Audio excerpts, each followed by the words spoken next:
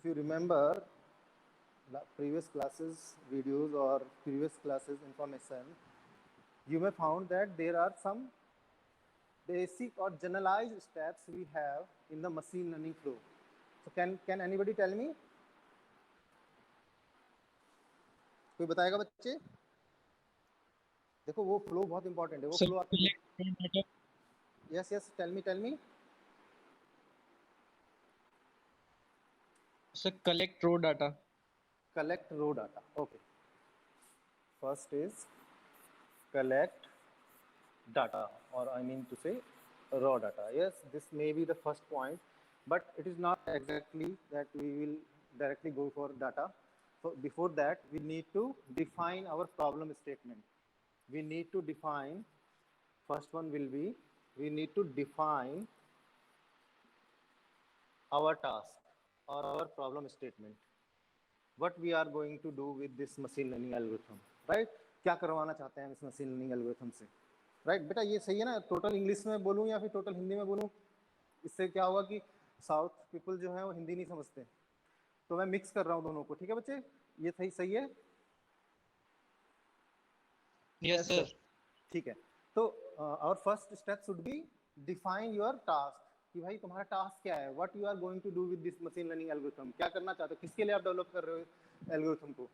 तो let's say for example हमारा task है जी क्लासिफिकेशन टास्क है, फॉर एग्जांपल क्लासिफिकेशन टास्क है। अब क्लासिफिकेशन टास्क में भी we can have multiple problems classification task, और वी कैन हैव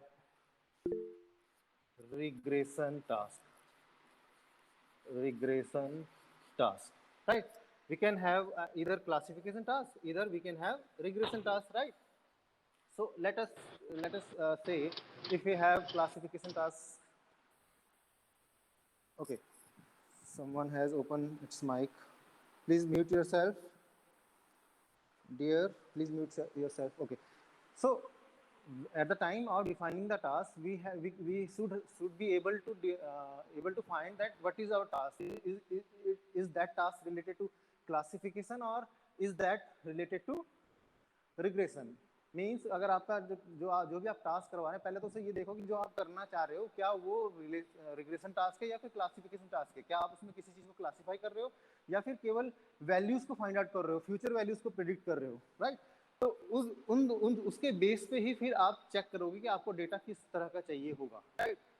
चलो लेट अस से कि भाई हमारा कोई टास्क है, लेट अस से कि हमारा कोई टास्क है, for example predicting something, let's say basic example is predicting house price.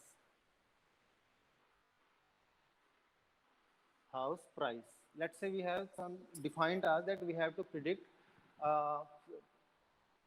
price of any house, and according to given vectors or given features of that particular home. For example कि भाई हमने कहा कि भाई हमारे पास जो data है वो कुछ इस हिसाब से है कि भाई पहली वैल्यू तो है आपकी कि भाई हाउस की लोकेशन क्या है। Let me do another slide.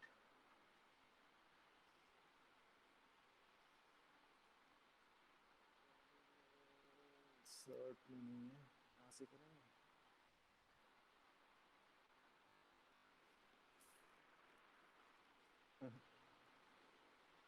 Okay, house price prediction. Let's say we have defined our task that we need to develop an machine learning algorithm for house price prediction. So in that case, you may have data like in this way. Let's say you have data according to this, that location of that particular house. It can be defined by lat long, latitude and longitude, or in general you can say that the location could be seashore, coastal area, hilly area, or we can say urban area, like that, right? So it could be both. Either you are getting let long of that particular home or house, or you can have categorical value for location type parameter, right? Now, other parameter, let's say you have uh, area area covered area covered by that particular property, right? And let's say other criteria you have, let's say number of bedrooms, right? In the same way, you can have multiple attributes of particular house, right? Now, in the last, you can have price of that particular property. Price of that particular property. Let's say we have some values. We have in the data set we have some values like location, urban, rural, or coastal, area, or seashore, we can say, or hilly terrain, hilly. Let's say, for example, let's say we have this type of data we have with us for prediction purpose, right? And area defined in this square meter. Let's say one this one we are having 1,000 square meter area. This one we are having 500 square meter. This one we are having, let's say, 1,500 square meter. Let's say hilly area we have 200 square meter. Let's say, for example, right? And in this first one, let us index it. Sorry, 1, 2, 3, and 4. And number of bedrooms we have, in this case we have, let's say, 3 bedrooms. In this case we have 2 bedrooms. In this case we have 1 bedroom. In this case we have let's say 4 bedrooms, right? And other parameters will be there also, because we are just taking an example. That's why we are having some only 2 or 3 parameters. And in the price field, price attribute, price column, let's say it will be in lakhs. Okay. So let us say this property have value of, let's say, 1,000 square meter. Let's say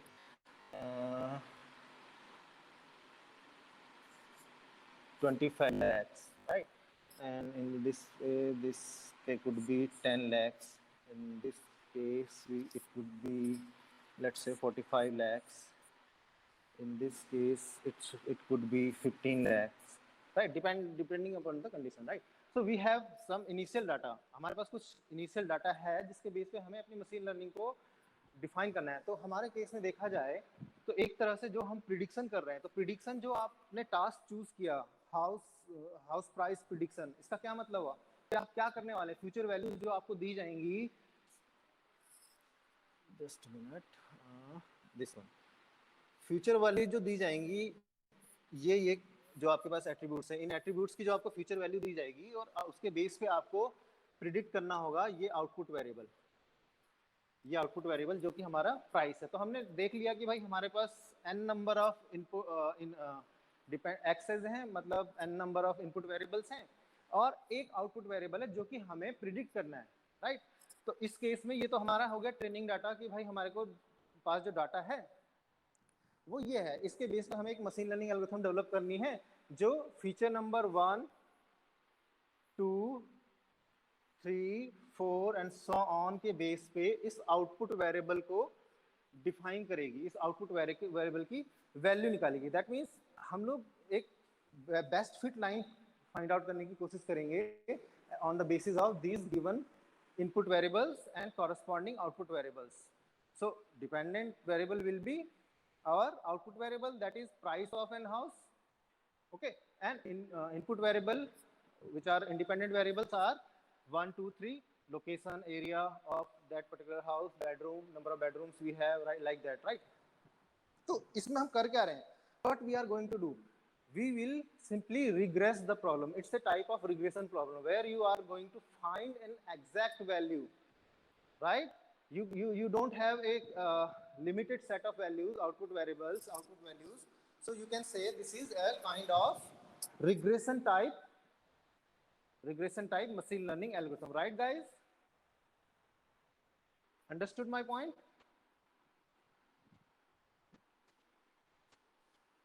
hello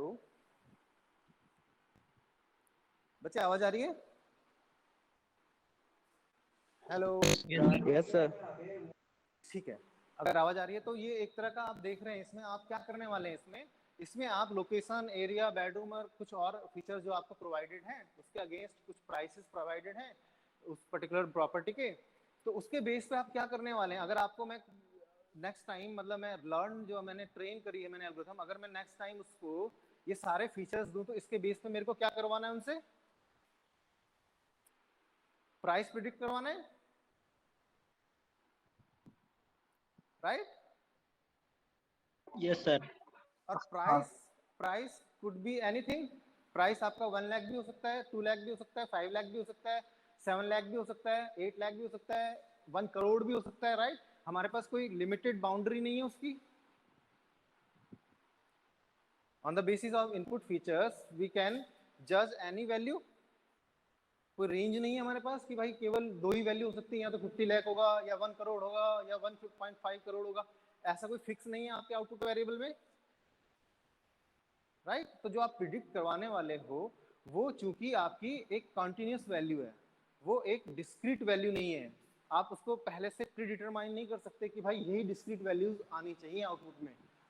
आप bound हैं कि भाई machine learning algorithm कुछ भी predict कर सकती है। उसके लिए हो सकता है कि वो किसी गिवन इनपुट के अगेंस्ट, हो सकता है वो 18 लाख प्रिडिक्ट करे, हो सकता है किसी दूसरे गिवन इनपुट के लिए वो 1 करोड़ प्रिडिक्ट करे, हो सकता है वो किसी तीसरे गिवन इनपुट के लिए वो 5 करोड़ प्रिडिक्ट करे, अकॉर्डिंग टू जो भी उसको डेटा दिया गया है, जो भी उसको लोकेशन वाइज या फिर एरिया वाइज या फिर नंबर ऑफ बेडरूम्स काउंट, उसके बेस पे वो कुछ भी प्रिडिक्ट कर सकता है, राइट?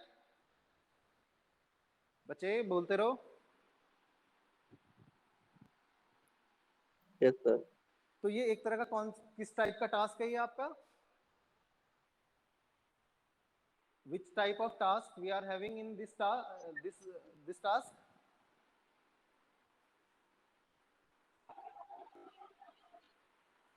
क्या है बच्चे, ये क्लासिफिकेशन है या रिग्रेशन है? जो आप हाउस प्राइस प्रिडिक्शन करवा रहे हैं वो किसकी कैटेगरी में फॉल करेगा? इन विच कैटेगरी इट फॉल्स? इधर it falls in Regression. regression, right?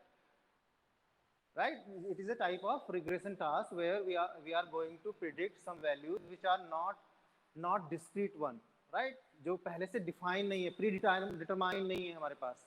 हम लोग उसे प्रिडिक्ट करेंगे, उनकी वैल्यूज को कैलकुलेट करेंगे, एग्जैक्ट वैल्यूज को कैलकुलेट करने की कोशिश करेगी हमारी मशीन लर्निंग एल्गोरिथम, राइट? तो ये तो था आपका पहला टास्क। बच्चे देखो, इसमें सेव करने का कोई प्रोसीजर नहीं है, तो जो भी आपके सामने है उसको आप स्नैपशॉट लेते रहें, ठीक है? तो स्मार्ट बोर्ड में यहाँ पर इसके सिस्टम में मेरे को नहीं लगता कि हम लोग वाले सॉफ्टवेयर यूज़ कर सकते हैं, तो इसका स्नैपशॉट लेते रहें अलग अलग स्क्रीन का। एक बार स्क्रीन हट गई तो मेरे पास कोई और प्रोविज़न नहीं है उसको दोबारा वापस लाने के लिए, ठीक है? Yes sir. ठीक है, तो अब हमने जो एक फर्स्ट एमएल फ्लो का हमारा जो फर्स्ट टास्क था कि भाई आपको अपने मशीन लर्निंग एल्गोरिथम का, या फिर you have to define your problem statement first, right? After that you are going to search for data. Now second step we can have is data collection.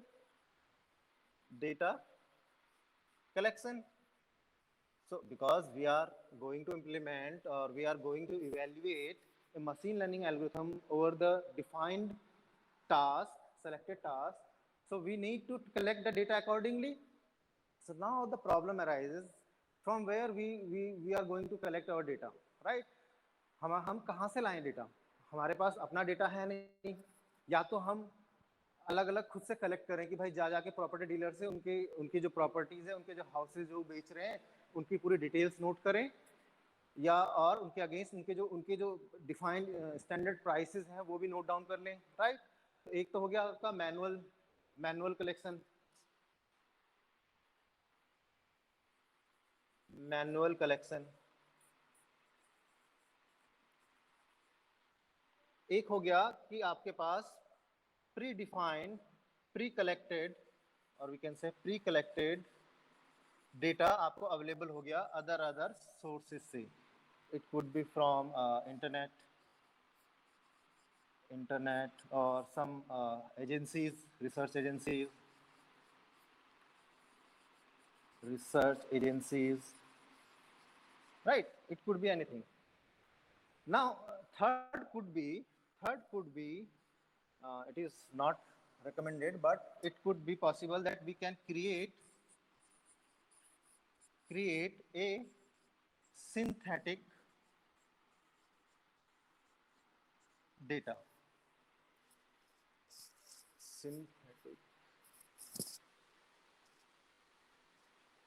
Synthetic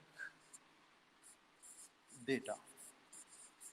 Okay, we can have three types of collection at the time when we are going to collect our data for our defined problem. First one is manual one, where you are going to collect your data manually from different providers like property dealers, right? And you are going to you will go to property dealer, you will collect data, you will collect every information of that particular property, you will record it, and against those recorded data, you are having some prices defined by that particular property dealer, right? But problem here is you can do that, आप कर सकते हैं उसे, but problem क्या है कि भाई आप कितनों के पास जाएंगे, आप एक बंदा कितने प्रॉपर्टी डीलर के पास जा सकता है? क्या वो पूरे के पूरे कंट्री के प्रॉपर्टी डीलर्स को कवर कर सकता है? कर सकता है बच्चे? No sir. नहीं सर। नहीं कर सकता। तो वो एक छोटे स्केल पे अगर करना चाहे तो वो केवल अपने सिटी के जितने भी प्रॉपर्टी डीलर्स हैं उनसे डेटा कलेक्ट कर सकता है, राइट। बट इसमें ये एक क्या हो गया, टाइम कंज्यूमिंग जॉब हो गया आपके लिए। ये आपको मान के चलो कि फिर आपको कलेक्ट करने में ही 1 महीना लग जाएगा।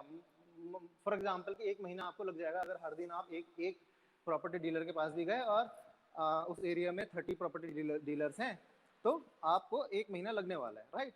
तो ये सबसे बड़ा ड्रॉबैक है। एक तो इसका पहला ड्रॉबैक क्या है कि भाई ये बहुत टाइम कंज्यूमिंग है। अगर आप मैनुअल कलेक्शन करना चाह रहे हैं, if you want to collect data manually, that will be a time consuming job, right. अब ठीक है, आपने कहा कि चलो सर मैं मैनुअली कर लूंगा, मेरे को बहुत टाइम है, 1 साल का प्रोजेक्ट है, मैं 1 महीना 2 महीना कलेक्शन में दे सकता हूँ, कोई प्रॉब्लम नहीं है। बट इसमें अब प्रॉब्लम कहाँ आ जाएगी? इसमें आ जाएगा बाइसेस क्रिएट हो जाएंगे, राइट। बाइसेस किसे बोलते हैं बच्चे?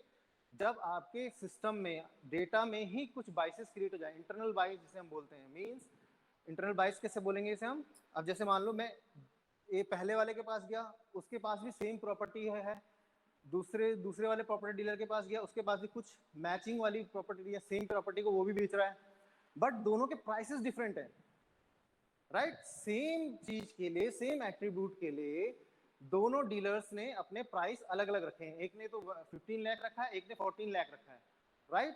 तो ये इससे क्या हो गया, आपके डेटा में बाइसेस क्रिएट हो गए कि सेम टाइप के एट्रीब्यूट्स पे आपके जो आउटपुट वेरिएबल्स की वैल्यूज हैं वो टोटली डिफरेंट है। तो उससे क्या होगा, इससे क्या होगा बच्चे? अगर मैं ऐसा डेटा मशीन को प्रोवाइड करूंगा तो क्या होगा इससे?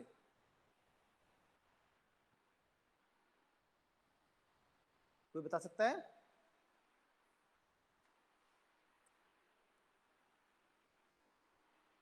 बच्चे, अगर मेरे पास जो मैंने मैन्युअली कलेक्ट किया डाटा, उसमें क्या है कि सेम प्रॉपर्टी के लिए दो तीन प्रॉपर्टी डीलर्स हैं, उनके प्राइसेस अलग अलग हैं। अब अगर मैंने ये डाटा रिकॉर्ड भी कर लिया, चलो ठीक है, मैंने कहा होने दे यार, कर लेते हैं रिकॉर्ड, डाटा रिकॉर्ड ही तो करना है, मैंने कर लिया। अब जब मैं उसको मशीन में फीड करूंगा, अपने मशीन एल्गोरिथम में फीड करूंगा, what will be the problem? क्या प्रॉब्लम आएगी? इसका इफेक्ट कहाँ दिखेगा आपको? कोई बता सकता है बच्चे?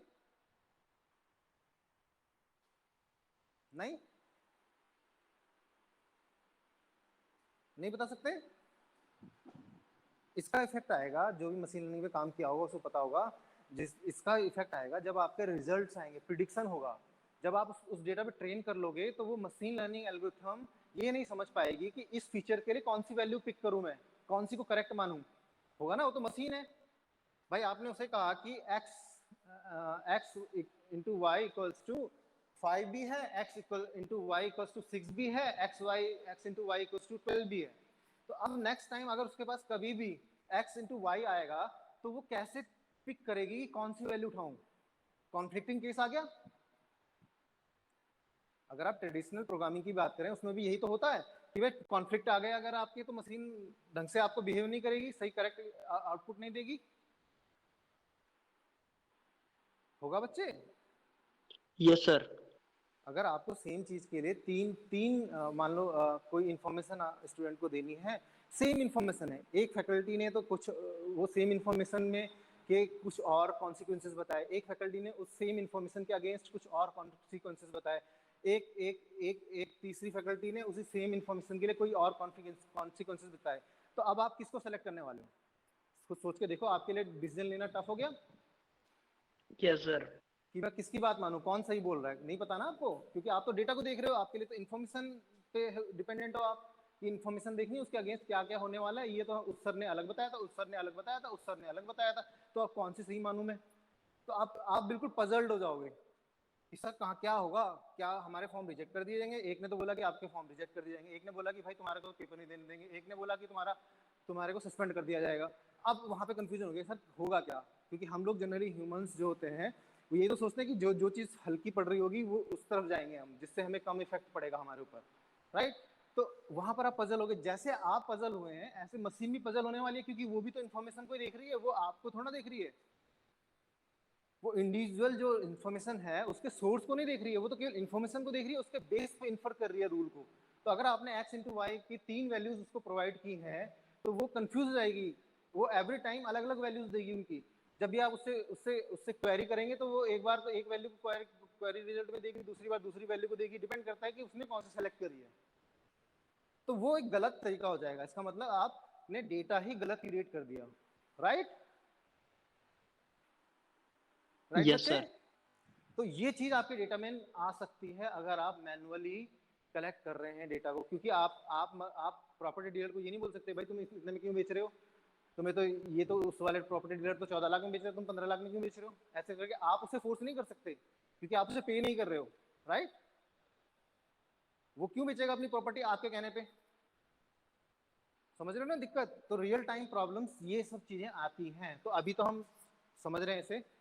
तो पहली जो प्रॉब्लम है हमारी मैनुअल कलेक्शन में, वो एक तो ये है कि टाइम कंज्यूमिंग है, दूसरा कलेक्ट कहाँ से करें, यही पहले सबसे पहले सोचना पड़ता है। चलो हमें सोच लिया कि हमने प्रॉपर्टी डीलर से बात करनी है, उनसे बात करके कलेक्ट भी कर लिया।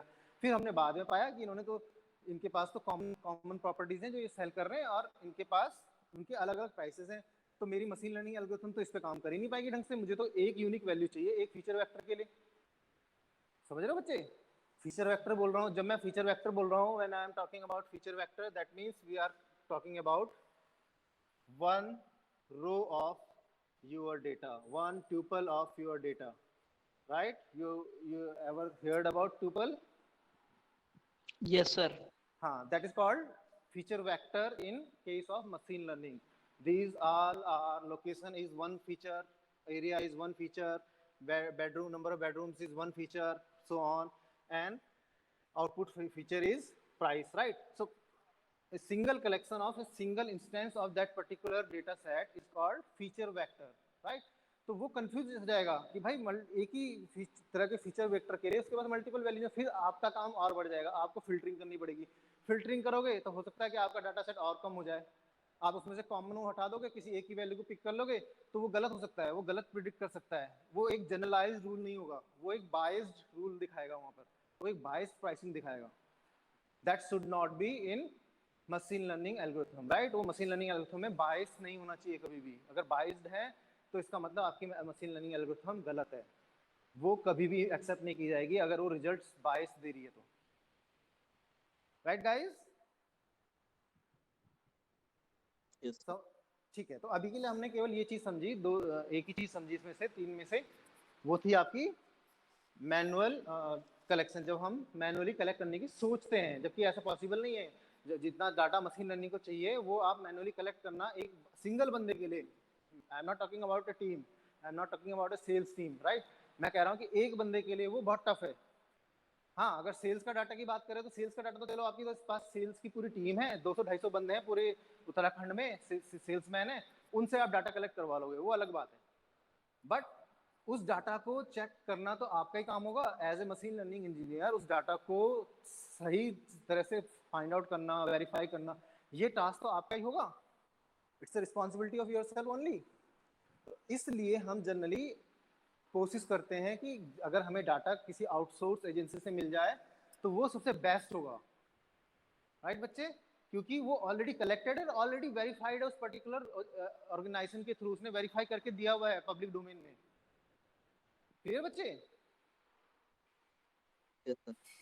है ना? तो आप समझ रहे हो कि मतलब जितना हम आसान सोच रहे हैं इस टास्क को, इतना आसान होता नहीं है रियल में। अगर आप रियल वर्ल्ड एप्लीकेशन के लिए कोई मशीन लर्निंग एल्गोरिथम डेवलप करना चाह रहे हैं तो रियल में सबसे इम्पोर्टेंट टास्क तो उसका डेटा है, और डेटा में ही सबसे ज़्यादा टाइम लगता है। इसीलिए कहते हैं ना कि भाई कोई भी हम प्रोजेक्ट करें तो सबसे पहले एक काम करें कि उसका 80% जो टाइम है, 80% जो टाइम है हमारा, वो उसकी प्लानिंग पे जाना चाहिए। क्योंकि अगर हमारी प्लानिंग अच्छी होगी तभी हमारे जो एग्जीक्यूशन है वो अच्छा हो सकता है। अगर प्लानिंग पुअर होगी तो हम कितना भी अच्छा एग्जीक्यूशन दे दें, हमारे रिजल्ट्स उतने अच्छे कभी नहीं आएंगे। We can not have best results, right. तो वहां पर जैसे प्रोजेक्ट में हम प्लानिंग को बोलते हैं इस चीज को, यही चीज हम लोग यहाँ पर बोलते हैं कि pre processing, data pre processing, data collection, data pre processing में मैक्सिमम टाइम देना चाहिए। क्योंकि अगर आपने डेटा को करेक्टली क्लीन कर लिया, करेक्टली फिल्टर आउट कर लिया, तब आपकी एल्गोरिथम बिल्कुल करेक्ट रिजल्ट देगी, उसकी जो एक्यूरेसी है वो बेस्ट वन होगी, राइट।